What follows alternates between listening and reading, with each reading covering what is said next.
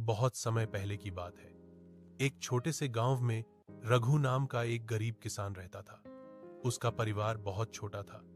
पत्नी गोमती, दो छोटे बच्चे और एक बूढ़ी भैंस। वही भैंस उनके जीवन का सहारा थी। रघु रोज सुबह जल्दी उठकर खेतों में काम करने जाता और शाम को लौटकर अपनी भैंस को प्यार से खिलाता था। भैंस बूढ़ी हो चुकी थी, फिर भी रघु ने कभी उसे बोझ नहीं माना। वह कहता, यह सिर्फ जानवर नहीं, हमारे परिवार का हिस्सा है। लेकिन धीरे धीरे भैंस का दूध कम होने लगा और घर का खर्चा चलाना मुश्किल हो गया।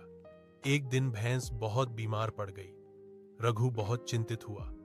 उसके पास दवा खरीदने के पैसे भी नहीं थे। उसने भगवान से रोकर प्रार्थना की, हे प्रभु, मेरी भैंस को बचा लो। अगर यह चली गई तो मेरा परिवार भूखा मर जाएगा। रात को रघु को सपना आया।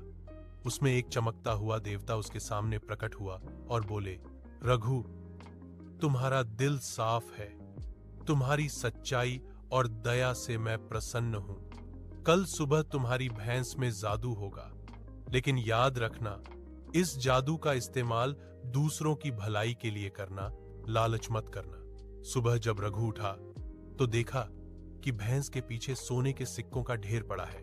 पहले तो उसे विश्वास नहीं हुआ, पर फिर देवता की बात याद आई। रघु ने किसी को कुछ नहीं बताया और उन सिक्कों से अपने घर की मरम्मत करवाई, बच्चों की पढ़ाई शुरू करवाई और गांव के मंदिर में दान भी दिया।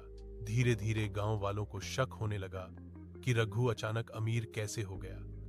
यह खबर गांव के लालची जमींदार तक पहुंची। जमींदार रघु के घर आया और बोला, यह भैंस मैं खरीदना चाहता हूं, चाहे जितना दाम लगे। रघु ने मना किया, पर जमींदार ने धमकी दी कि अगर उसने भैंस नहीं बेची तो उसका खेत छीन लिया